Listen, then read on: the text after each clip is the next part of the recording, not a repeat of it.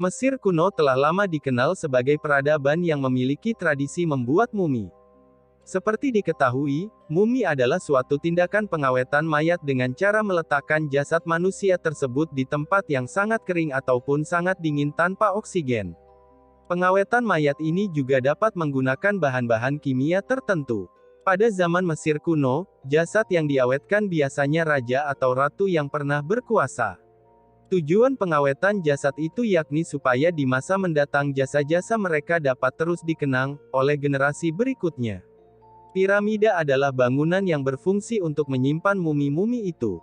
Namun, selain di Mesir, tradisi mumi atau pengawetan jenazah juga ternyata dikenal di Indonesia. Ada beberapa suku di Indonesia yang mengawetkan mayat leluhur mereka lantaran dianggap membawa keberuntungan. Lantas, siapa saja mereka? Berikut ulasan lengkapnya. Mumi suku Toraja, Sulawesi Selatan. Tradisi mumi atau pengawetan jenazah telah dikenal lama oleh suku Toraja di Sulawesi Selatan, tepatnya di Kabupaten Toraja Utara.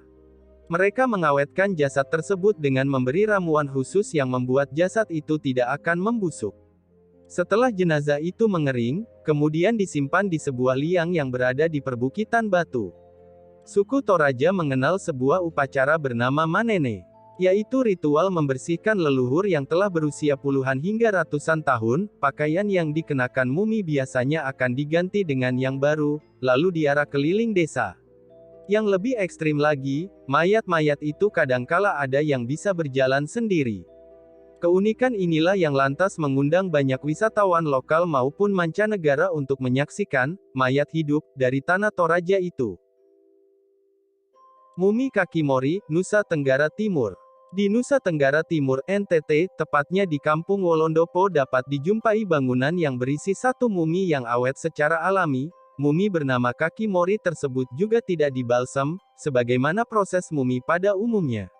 Mumi kaki mori ini hanya dimasukkan ke dalam sebuah peti dan secara ajaib mengering dengan sendirinya.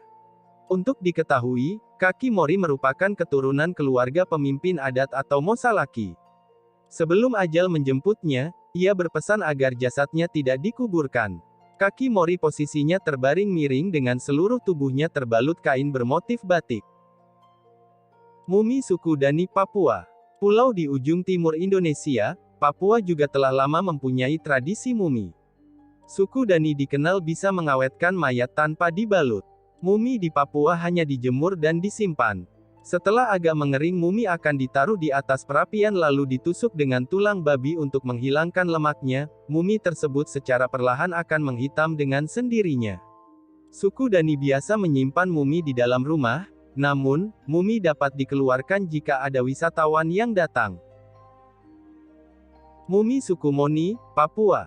Selain suku Dani, suku lain di Papua yang mengenal tradisi mumi yaitu suku Moni. Di sana ada mumi bernama Belau Mala. Mumi tersebut ditempatkan di sebuah kotak di depan desa.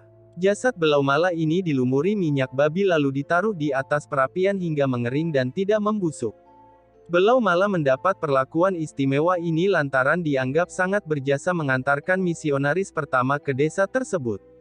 Bagi para pengunjung yang ingin melihat mumi Belau Mala, biasanya akan dikenakan tarif. Uang dari para wisatawan itu nantinya dipakai untuk perawatan mumi maupun kesejahteraan masyarakat desa. Proses mumifikasi Belau Mala berbeda dengan suku Dani. Mayat terlebih dahulu akan dilumuri dengan minyak babi, kemudian dikeringkan di atas perapian. Mumi suku Moni ini ditempatkan di depan desa, siapa saja yang ingin melihatnya akan dikenakan tarif untuk merawat kondisi mumi agar tetap terjaga. Itulah beberapa mumi-mumi yang ada di Indonesia, apakah kalian tertarik untuk mengunjunginya?